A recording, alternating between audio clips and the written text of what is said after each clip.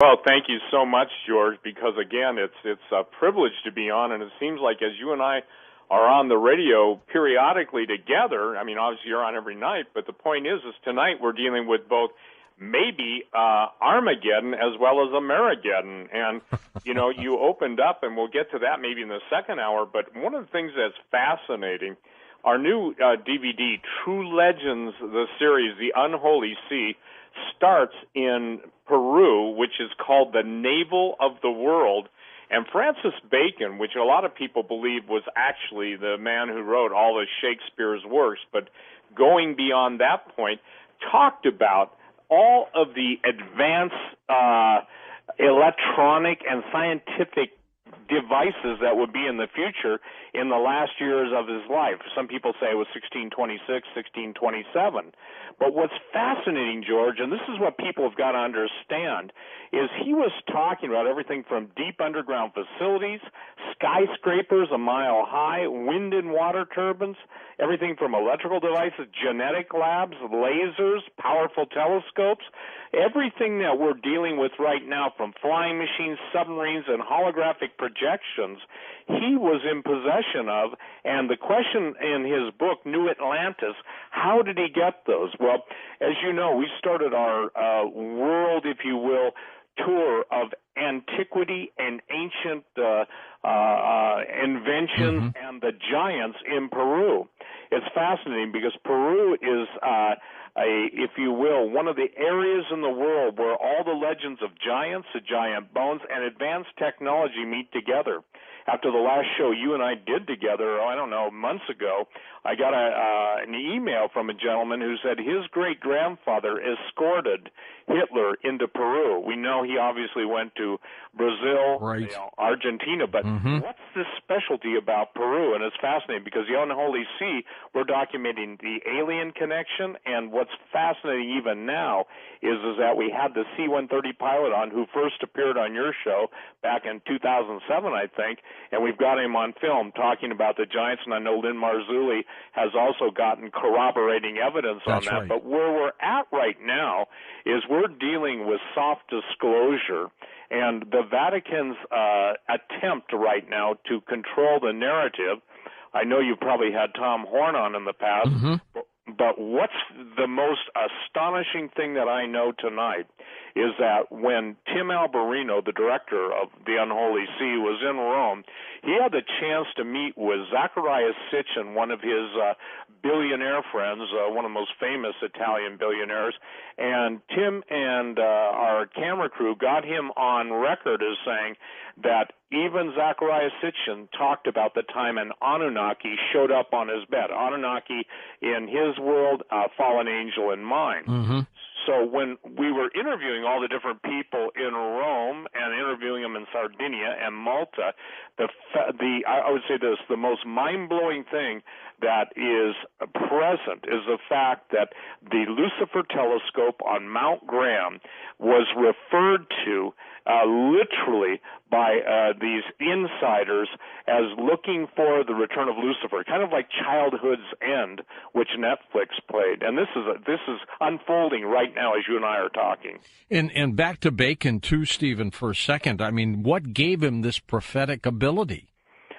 Well, may I just read this real quick paragraph? Sure. It says something. And this we do also. This is Francis Bacon talking. We have consultation, which of the inventions and experiences which we have discovered shall be published, and which not, and take all an oath of secrecy for the concealing of those which we think fit to keep secret, though some of those we do reveal, sometimes the state and some not. It was similar to what Dr. Von Braun and Dr. Obertroff said about how the Nazis were so able to advance quickly, and they said they had help from outsiders. They had help from aliens. So what's fascinating is Bacon started out in Peru, and Peru is one of the depositories and it has one of the largest underground tunnel systems in the world called the Shinkana. And as we've been documenting this in our DVDs, and really important for people to understand, those underground tunnels went worldwide. So in the time of his writing, and obviously obviously he was talking about the New Atlantis, which he never finished. It was all of the technological and scientific marvels of Atlantis that evidently some of the Atlanteans went to Peru, and obviously we're seeing now the opening up of so much advanced technology as the stargates open. So the stargates in Peru, the presence of stargates all over the world, the spiral, for instance, the Norway spiral. We're in the desert Southwest interviewing Native Americans. They're all talking about the same thing, George, and it's that the giants are coming back. It's fascinating. You wouldn't expect that to be coming out of the Native Americans, and we document that in the Unholy See. And by the way, because we're in real time now, this is a live broadcast, people can go on Vimeo and download it around the world. That saves them having to pay expensive shipping and postage Sure. and waiting. And it's wrong word, downloading. They can have unlimited reviews. They can watch it like Netflix. So Francis Bacon was part of a secret society, and whether you call it the Egyptian Brotherhood, a lot of the Masonic and the secret societies are based on advanced knowledge, which they take oaths of secrecy to. The same thing that Hitler's SS, and the SS means the dark sun, not what most people believe it to mean. So the Brotherhood of the occult, the word occult meaning hidden, goes deep into the Peruvian underground. And what is most important is that one of the most famous Peruvian archaeologists, explorers, absolutely established the Chincana, which the tunnel system, and in Cusco, Peru, the Coricancha, which is a giant church, kind of like convent, was built over the entrance to this tunnel system that the Incans and all of the people of that region knew existed. These were built by giants. By the way, these weren't built, and this is something that I want to get out right now. In all of our studies of both the Aztec, the Maya, and the Inca, none of them claimed they built what they possess. None of them. Wow. Stephen, stay with us. We're going to take this break and come back and talk about these giants and more things that you've been working on. Incredible work, by the way. Just absolutely incredible.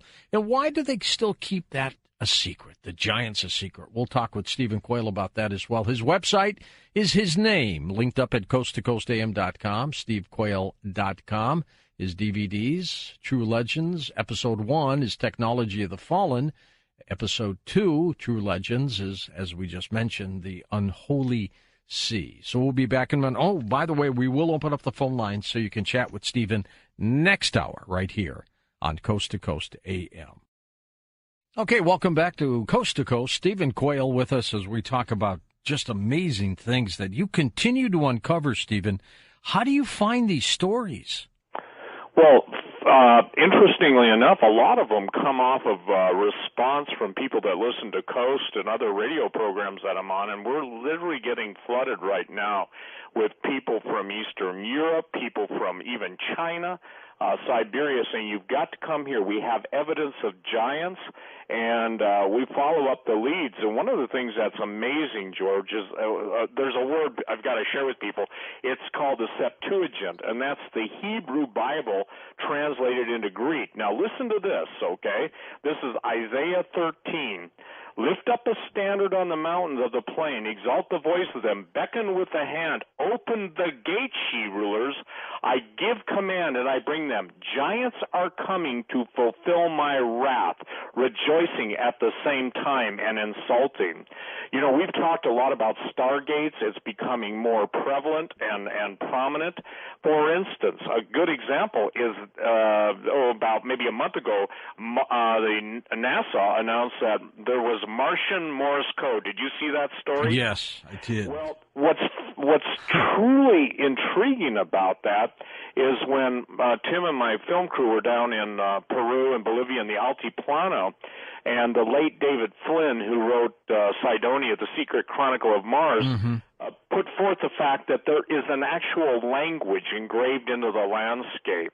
And I've talked to scientists in the last couple months trying to get the deciphering going. Now, it's my contention that obviously NASA and the supercomputers have already deciphered the language of the fallen angels. And isn't it interesting that even the Incan priests had a way of tying knots called quipu and could tell the whole history of the fallen angels, the giants, and everything. So what I'm saying is, as I talk and we research this all over the world, people are talking about strange anomalies, strange phenomenon, stargates opening, everything from flying saucers, orbs, and things have changed, pun intended, in the atmosphere. Even tonight over Pennsylvania, a new strange meteor, and everything is not a meteor. The different colors indicate different compositions. So it's battle in outer space, battle on inner space, battle under the ground, and now things coming up on the ground. And when you ask me how we follow these leads, we're basically going out of the book of Genesis, chapter 6, talking about the giants in those days before the flood and after those days, and people just don't get it. I mean, I cannot find, after 40 years, any place in the world that does not have its legends of giants and the fallen angels having sex with earth women, and it's all over. Now look at the genetic manipulation going on, and it's fascinating because this is the very same stuff that Francis Bacon talked about in 1626. And the mixture, Stephen, of animal and human, to me, is absolutely bizarre, and it's going to get worse, isn't it? It is going to get worse. When I wrote the book Genetic Armageddon, we announced that on your show 10 years ago, and followed up with the latest book, Xenogenesis. It was so hard, George, for people to wrap their mind around the fact that the day would come when animal and human genetic material would be combined to literally bring back the mythological creatures that have so filled the pages of history. And that's why I use the title True Legends. Xenogenesis means a third set of DNA, interesting, three-parent children, that's added into the mixture. And so what we're talking about in the New Atlantis isn't really the New Atlantis, it's the old Atlantis. And the very fact that this ancient technology, and including stargates, now most people can't even grasp that. They think it was just a series on TV and a great movie, which in my opinion was a great movie. But what's more important right now is all of the geophysical activity going on Earth. Obviously, we've got the volcanoes going off. I said 10, 12 years ago when you started with Coast, how long was that, 12 years, 14 years? 2003, full-time. Okay, 2003, but you started 2002 part-time. 2001 part-time. Okay, so that's 15 years ago, and I remember the first time I was on, we were talking about stuff that just people couldn't handle. Even the day would come when this sort of genetic manipulation would take place. Now, what is the number one drudge headline dealing with what the billionaires want? The billionaires basically want eternal life. They want life extension. Right. They want to go to the stars. And bunkers. Isn't that bunkers? Billionaires for bunkers. By the way, I used to be in that business years ago. Really? Yeah. And, as partners with a guy, we were building underground shelters, kind of like a spherical fiberglass structure. So I take specific interest in that. As a matter of fact, some gentleman sent me an email today saying that they have a giant, totally renewed bunker, and wanted to know if I knew anybody that wanted to buy it. They only wanted $15 million for it. That's all. I'll pass. Yeah.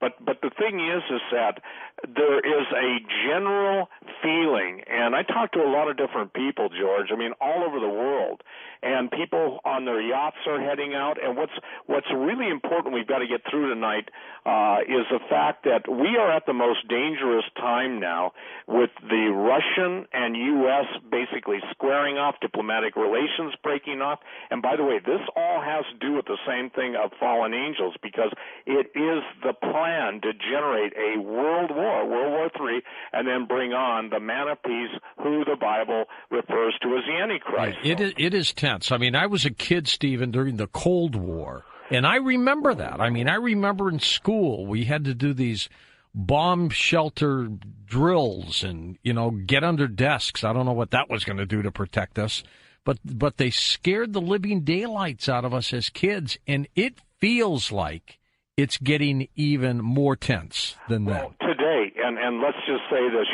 you've had Gary Haven on, and he produced the movie Amerigeddon, which I'd encourage everybody to get, okay? Amerigeddon. And it's a story about what's going on right now with the potential for an EMP. Even today, the talk behind the scenes, George, people are emailing military, former intelligence, et cetera, saying they are really concerned about that the North Korean satellites could, basically be detonated, and the EMP could be used in conjunction. Now, the Russians, I believe Vladimir Putin has done an amazing job. Now, let me clarify this, to try and warn the West how very dangerous it is, and yet almost with reckless abandonment, we have a State Department of government who just proceeds full speed ahead. For instance, the Russian embassy obviously being attacked by freedom fighters or ISIS, who we back in Syria, and Russia knows exactly the provocation. So today, Russia basically put their bombers, and this is coming from insiders, they put their bombers into the old Cold War patterns where they'd fly right to the point where things would get hot and then pull them back. They put up their equivalent of Looking Glass, and Looking Glass is basically the airborne command system. So as you and I are talking, and everybody worldwide is listening, this thing with Russia and the United States is not decreasing. It's increasing in intensity. And again, I remember ducking under, I was like, 1962, 64, I think was like 12 years old. And I remember ducking under, and I remember, the civil defense panels. And let me make this clear. This is very important. 40 million people being moved into bunkers is not an exercise. It is a nuclear war deployment. I used to write about Russian war policy. Civil defense is an integral part of their whole plan, basically, not only to fight a nuclear war if they have to, but to shelter their people. Moscow's population is 12 million, so they basically have pretty close to 3.3 times Moscow's population already moved, with 200,000, emergency services, military personnel. And so this is not a light thing. This is not a light thing. In the Yamato Mountains, which is the underground control center for all of Russia, it's 400 square miles, by the way, underground. I don't think people can grasp that. 400 square miles. And Syria could be the point where all of this implodes, Stephen. Absolutely, and that's the critical issue. By the way, the Russians have moved their S-300 missiles into Syria, into Tartus, the port there, and that's one of the most sophisticated missiles. The only people that can be used for are the U.S. So, if the National Security Council meets, whenever they meet in secret and they decide, well, we're going to push this, then we're going to be in big trouble.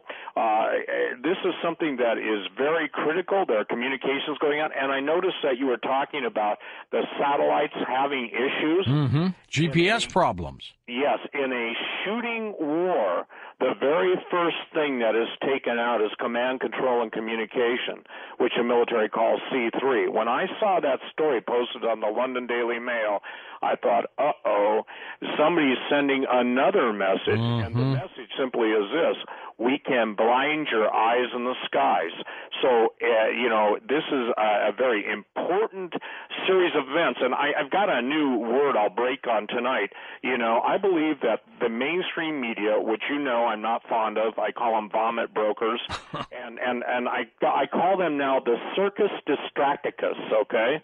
They distract the viewers of mainstream with what I would call inane stories about who's the newest TV star to be robbed in France, or this or that, or who's marrying who, getting divorced.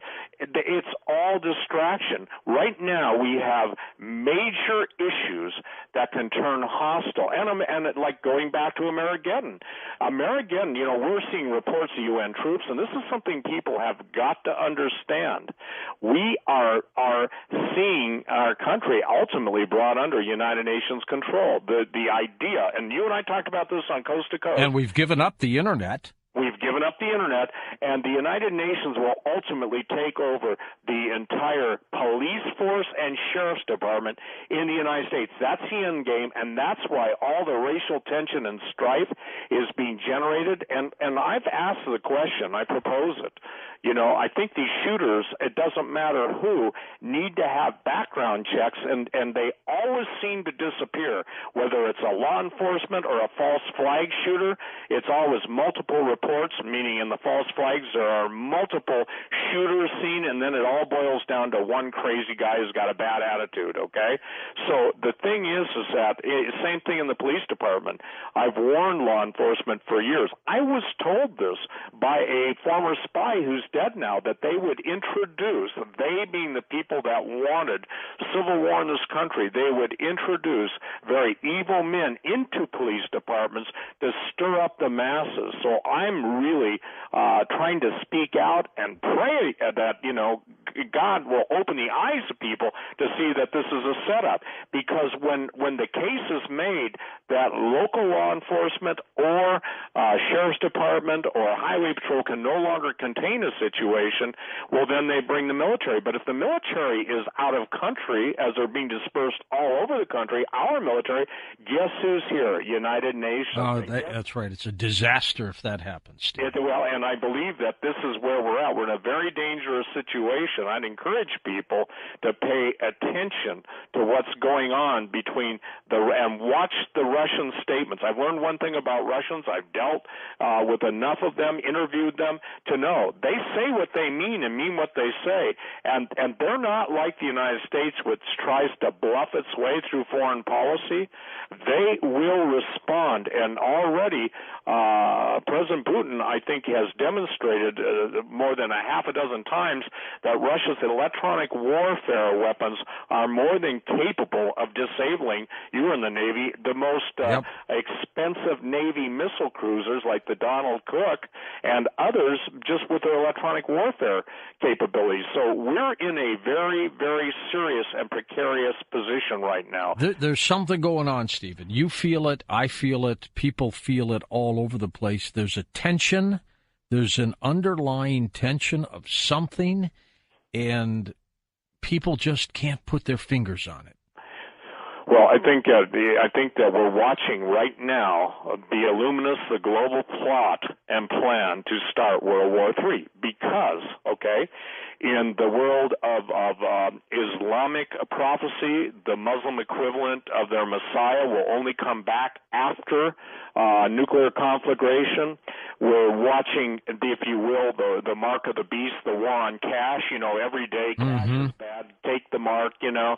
You won't be able to buy, rent, sell, or trade. That's right out of the book of Revelation. Let's get you all chipped. Get everybody chipped.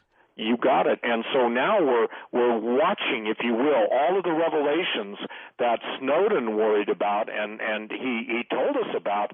You know, it's interesting. The only people that call him a traitor are the ones behind the total information control of us wanting to know everything we think, do, and say and plot our every move. And if you don't basically toe the line, it's goodbye, Charlie, you know. And this is what it's happening so fast, George. And you said something. Everybody is sensing, if you will, a film of darkness. That's the only way I can say it. It's like soot, but that soot is settling over all the country. It's not the same country. Somebody once said, well, the blue skies don't even look blue anymore. I said, well, that's because they're so chemtrailed. And how long has it taken for the average person to come to grips with chemtrails? I know, and they're just starting to talk about that now. Of course, people who've listened to you, listened to my show, they know. They've known for years what's going on. But now the outside folks are beginning to realize something's going on. I find that fascinating. Well, and the evidence is a preponderance of evidence, and we get into normalcy bias. We get into a convenience mindset where we can only handle that which is familiar. The minute something unfamiliar or something out of our context of control, that's when people lose it. I think what Gerald Celente said is so important. When people have nothing left to lose, they lose it. That's probably one of the most brilliant statements ever made. Good point. Stephen, we've got a couple minutes before the top of the hour. We're going to talk more next hour, take some phone calls as well. I do want to ask you about a planetary thing. Just a few days ago, here in California, they have warned everybody to be on guard for a major earthquake. It has now lapsed today. Today was the last day, but something's happening there. Yeah, I don't believe their warning to stand down is valid, and I'll tell you why. We're dealing with the perturbations of a planetary body, whether it's Nibiru, the 9th planet, 10th planet, Gabriel's fist, Lucifer's hammer, call it whatever you want, okay? But obviously the ancients knew it came around every so many thousand years, and we're right at that time. The idyllic thinking of most people in the world is that surely the governments would tell us, well, you and I believe and know that's wrong. I think the clearest sign of it, George, is all the volcanism going off, whether it's Colima, whether it's Kalaishevskoy, every place from the Kamchatka Peninsula to Kilauea in Hawaii to all of the different Philippine volcanoes, Indonesian. The one I want people to really watch is the other day there were a bunch of swarming earthquakes off the Canary Islands. Well, that's the worst place because that's Cumbre Vieja, and when that volcanic, if you will, mountain slides into the sea, there are National Geographic specials you can watch on YouTube of an 1,800-foot tsunami coming against the East Coast. And Katla, the volcano, Iceland called a special meeting of all their geophysicists and everything to try and get a handle on it. Katla sits on top of the Mid-Atlantic Ridge, if people want to look this up. And off of the Mid-Atlantic Ridge, obviously you're dealing with the Canary Islands, and you're dealing with events in history that will be overwhelming. And so we've got, I would say this, we have a confluence of events never recorded as taking place simultaneously. It doesn't matter if you look east, west, north, or south, something's happening everywhere, and it's all coming to a head. And I think that's the sense that's unnerving most people. You used to be able to put this into some kind of context of a sequential, A had to happen, B would follow, then C, D through the rest of the alphabet. Now they dump the whole alphabet of events taking place, and it's simply overwhelming. They do sense it. Stephen, stay with us. We're going to come back in just a moment here on Coast to Coast AM and take phone calls as we continue chatting about Steve's work. Thank you for listening to Coast AM on our official YouTube channel. I'm your host, George Norrie, and don't forget to visit the Coast Insider membership area on coasttocoastam.com, where you can access our past, upcoming, and classic shows.